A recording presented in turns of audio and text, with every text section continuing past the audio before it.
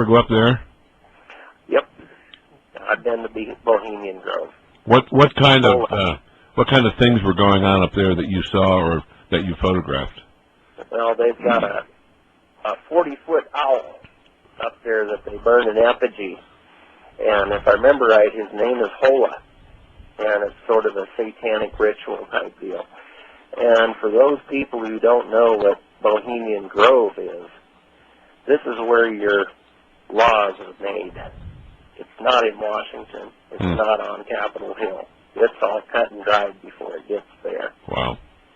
The Bohemian Grove is a very, very elite, select, well-guarded club. I mean, it is creme de la creme. And who attended the Bohemian Grove, and how often did they meet?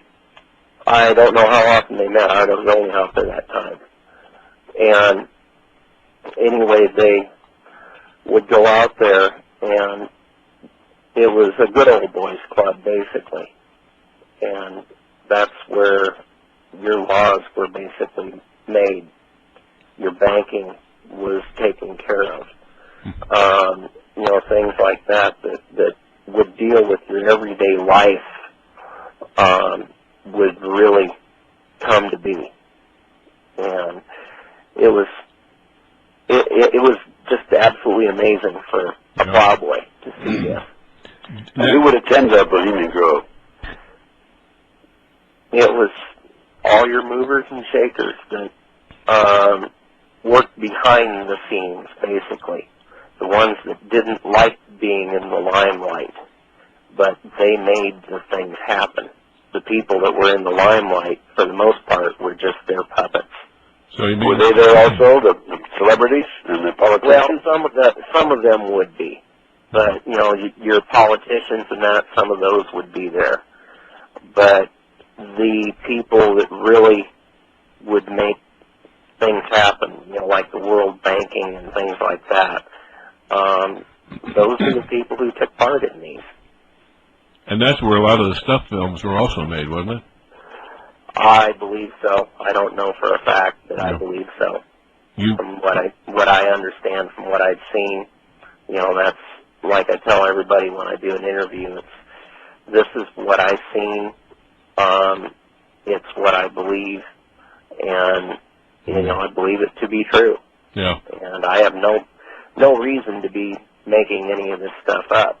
You know, my gosh, no. I got out on the line big time, even just talking to you about this. Sure. Well, I can imagine. What about kidnapped kids? Were you aware of some of these kids being kidnapped? Yes, I'd come to realize that was happening too. And, you know, these people were really, they were ruthless.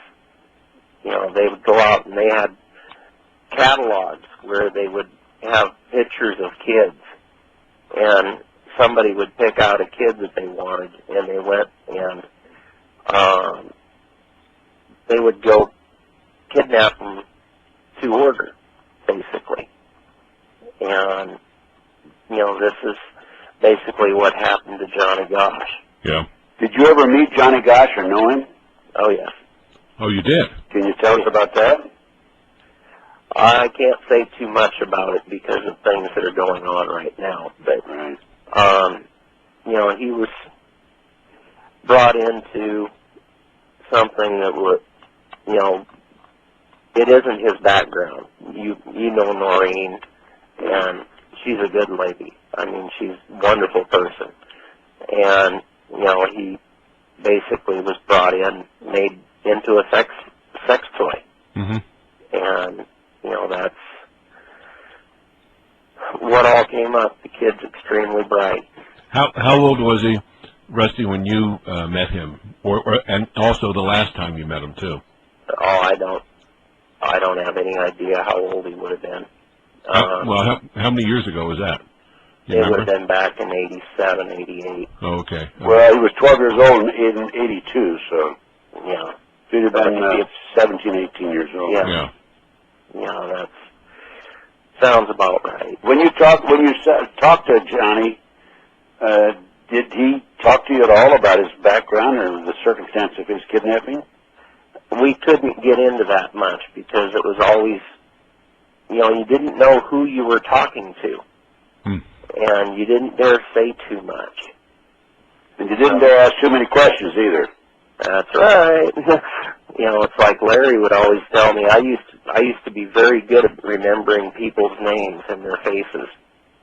And he basically would drill it into us that you don't remember who, you don't remember what, and you don't remember what their name is. Yeah. When was the last time you saw Larry King, Rusty? It would have been in Washington, D.C. right before I escaped out the window. Yeah, tell us about that. It would have been in '88. I don't travel well. I'm one of these people that needs a couple days to regain my composure, basically, after I've done some traveling. And we'd just flown in, and I went upstairs to sleep and, to relax a little bit. And next thing I know, here's a knock on the door, and this Jewish guy comes in. And, he goes, "Are you Rusty?" And I said, "Yeah." And, "Oh, how can I help you?" He goes, "Well, you're mine for the night." And I go, "What?" He says, "Yeah, I bought you from Larry." And I went ahead and went in. I had my clothes in the bathroom, and I luckily had my billfold and clothes in there. And I left all my equipment there, and I escaped out the window. And I went home, got everything out of my apartment, and I went and hid in an abandoned farm place. Wow. For going on a year, and no running water or anything like that. Huh. And do you think Larry King was looking for you? Oh, I know he was. I know he was. Well, Rusty, you said you went up the second floor at the hotel, but you went out the window. Did you drop down to the ground from there, or what? Yeah, I jumped out the window. It was at the house on Embassy Road. Oh, it was at the house? Yeah. But that wasn't a hotel room, I thought. No. So you didn't have to go fall a whole flight of stairs or anything? No. Okay. No. And so anyway, I got out there, and it was pretty touchy. And then after the Franklin deal blew up, yeah, it got the news and all that there for a while. It made international news. And then here came, what was around New Year's, I believe, I started getting lonely out there by myself on that farm.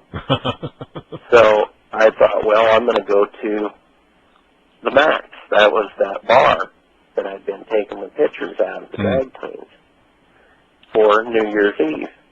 And I did. And lo and behold, I got to talking to some of the old friends, and they asked, well, where you living? And I told them. And, oh, yeah, we'll write you this or that. And the next thing, I was getting my mail from a few miles away and that. So next thing you know, here comes the FBI, pounding on Mom's door, and they went ahead and they just ransacked her house without a warrant. And that they were looking for me and for pictures and whatever else. Well, they came back again, done it to her again, and she told them where I was at. So they came over and they ransacked my house. And interviewed you. Yep.